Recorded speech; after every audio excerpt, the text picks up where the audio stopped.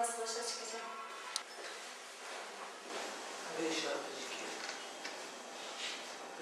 Okey, Bert'e. İsmail, Bisali, Kudurni, Abdullah Bakır, hele hokeyim zeki. Çiğ var ya. Şebeş toptike, darayı çapa, o zaman yürümünesi gavantitike.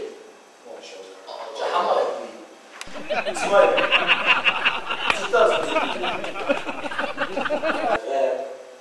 Vay be. Macera, Fantazi. fantazi, erotik, yani arabesk. Görme. İsmail.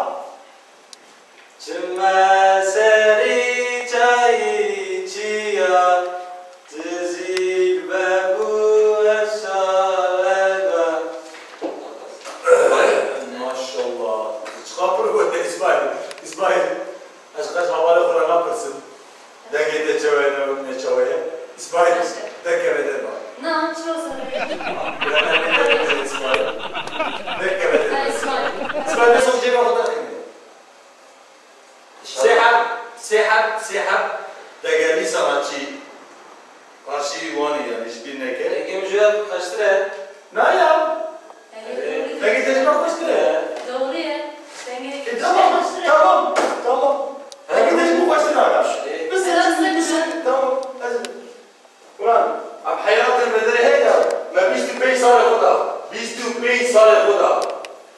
Tedavide su istiyor bedeli? Vay ya.